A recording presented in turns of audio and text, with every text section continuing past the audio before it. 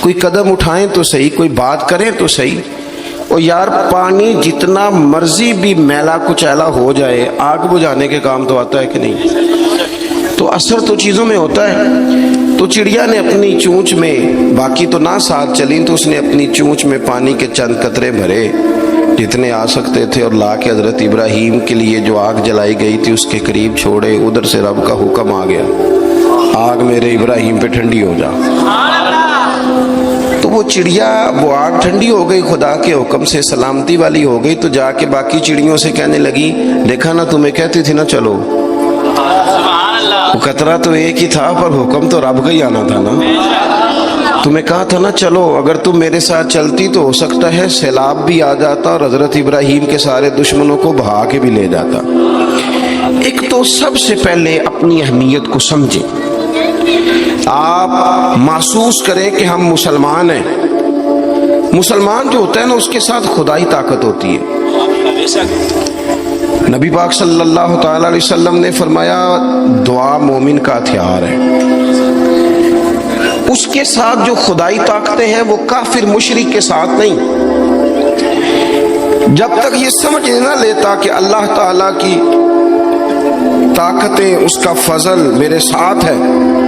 دیکھیں احد کے میدان میں جب ابو سفیان پکارے، ابھی کلمہ نہیں پڑھتے تھے، وہ پکارے، انہوں نے کہا کہ کدھر ہیں فلاں بن فلاں، فلاں بن فلاں کدھر ہیں، دیکھو تمہارے کتنے لوگ ہم نے شہید کر دیے۔ تو حضور نے صحابہ سے کہا، اسے کہو کہ تم تو کسی مولا کو مانتے نہیں اور ہم کوئی لاوارث تو نہیں، ہمارا تو رب رسول ہے۔ ان سے کہو ہمارے جو چلے گئے وہ شہید ہیں، جو بچ گئے وہ غازی ہیں۔ تو پہلے تو مسلمان یہ پہچانے، اور جب پہچان لے اچھے طریقے سے کہ میں مومن ہوں۔ دیکھیں نا، ہم نے ساری زندگی جٹ بن کے، بٹ بن کے، رائی بن کے گزار دی۔ کچھ چاہیے نا کہ زندگی کی کچھ 4 سال مسلمان بن کے بھی گزارے۔ اقبال کہنے لگے، یوں تو سید بھی ہو، مرزا بھی ہو، افغان بھی ہو۔ دل کبھی کرتا ہے کہ اقبال سے پوچھوں، آپ نے سب سے پہلے سید کا ہی نام لے دیا ہے۔ یوں تو سید بھی ہو، مرزا بھی ہو، افغان بھی ہو، اور تم سبھی کچھ ہو، بتاؤ کہ مسلمان بھی ہو۔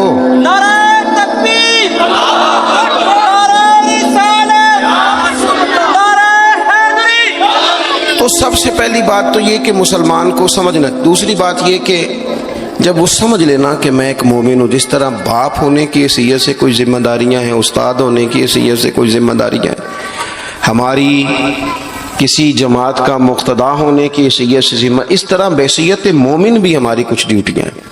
اللہ تعالیٰ نے قرآن مجید میں فرمایا، والعصر، محبوب آپ کے زمانہ پاک کی قسم ہو، ان الانسان لفی خسر، بے شک انسان نقصان میں، خسارے میں، سب انسان نقصان میں، الا الذین، سوائے ان لوگوں کے، آمنوا وعملوا الصالحات، جو ایمان لائے اور پھر نیک اعمال بھی کیے۔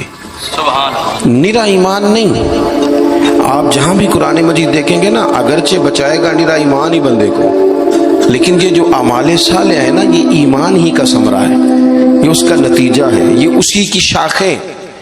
بندہ مسلمان ہو تو اس کے کام بھی تو مسلمانوں والے ہو نا، مومن ہو تو اس کا رویہ بھی مومنوں والا ہو۔ ایسا تو نہیں ہے نا کہ آپ زبردستی منوائیں گے اور کوئی کام نہ کرے وہ مومنوں والا، لیکن وہ کہے کہ میں تمہیں منوا کے چھوڑوں گا۔ فرمایا کہ تو ایمان لائے، اور مضبوط ایمان، تگڑا ایمان، اور پھر وہ اعمال صالحہ کرے، اس کے کردار سے، گفتار سے، اٹھنے سے، بولنے سے، بات کرنے سے، لین دین کرنے سے، معاملات کرنے سے، تجارت کرنے سے اسلام چھلکے، اس کا لب و لہجہ مسلمان ہو۔ اقبال کہنے لگے، خرد نے کہہ بھی دیا لا الہ الا اللہ تو کیا حاصل، دل و نگاہ اگر مسلمان نہیں تو پھر کچھ بھی نہیں۔ یعنی اس کے اعمال بھی ہوں اسی طرح کے، اس کا رویہ بھی ہو مسلمانوں جیسا۔ حضرت باعزید بستامی کا زمانہ تھا، تو ایک مسلمان ایک یہودی کا دوست تھا، اکٹھے اٹھتے بیٹھتے تھے، گپ شپ ہوتی تھی، آنا جانا تھا۔ تو وہ مسلمان اس یہودی سے کہنے لگا، تیرا میرا یارانہ بڑا پرانا ہے، تو مسلمان کیوں نہیں ہو جاتا؟ تو اس کا دوست تھا، بے تکلف تھا، سجن تھا، وہ کہنے لگا، یار میں نے دیکھے 2 اسلام، ایک اسلام وہ ہے جس پہ تو عمل کرتا ہے، اور ایک وہ ہے جس پہ حضرت باعزید بستامی عمل کرتے ہیں۔ تو میرے ساتھ ہر جگہ چلا جاتا ہے، جہاں تمہارے دین نے منع کیا وہاں بھی چلا جاتا ہے۔ تو ایک تو ہے تیرے والا اسلام، جس طرح کی بولی میری اسی طرح کی تیری، جس طرح کا آنا بہنا اٹھنا بیٹھنا کھانا پینا میرا اسی طرح کا تیرا۔ تو اگر تم کہہ رہا ہے تیرے والا اسلام قبول کروں تو اس میں تو صرف ایک کلمے کا فرق ہے معاذ اللہ، باقی تو سب وہی ہے۔ اور ایک اسلام ہے حضرت بایزید کا، بولے تو سچ بولے، کھائیں تو طیب کھائیں، دعوت دیں تو خیر کی دیں، بات کریں تو بھلائی کی کریں۔ اگر اسلام وہ ہے جس پہ حضرت بایزید عمل کرتے ہیں تو پھر تو ان سے کہے مجھے دین کی دعوت دیں، ان والا اسلام میں قبول کرنے کو تیار ہوں۔ جب تک ہمارے مزاجوں میں ہم نہ زبردستی، جب آپ ناراض نہ ہونا، بعض دینی لوگ اسلام کو لبادے کا نام ہے، داڑھی رکھ لی پگڑی باندھ لی تو بس اسلام مکمل ہو گیا، جبر کریں گے، بعض دفعہ اس طرح کا لہجہ اختیار کریں گے کہ لوگ پریشان ہو جائیں۔ او بھئی اسلام فقط ظاہری حلیے کا نام نہیں، آپ کو پتہ ہے عقیدہ اور نظریہ تو بات ہی ساری باطن کی ہے، آپ کے اندر دین کتنا ہے، آپ سچ کتنا بولتے ہیں، دیانتدار کتنے ہیں، حلال حرام کا فرق کتنا کرتے ہیں، اس سے آپ کے اسلام کا پتہ چلے گا۔ اس سے پتہ چلے گا کہ آپ کس قدر زیادہ مسلمان ہیں۔ صرف حلیے کا نام اسلام نہیں، میری بات کو یاد رکھیں۔ تو اللہ فرماتے ہیں کہ ایمان لاؤ، پھر ایمانداروں جیسے کام بھی کرو، اور پھر یہ نہیں کہ جس طرح کی ہوا ہو تم بھی ادھر کے ہو جاؤ۔ وَتَوَاصَوْا بِالْحَقِّ، تمہارا ایمان بھی ہو، اعمال بھی ہوں، اور تمہیں حق بھی کہنا آتا ہو۔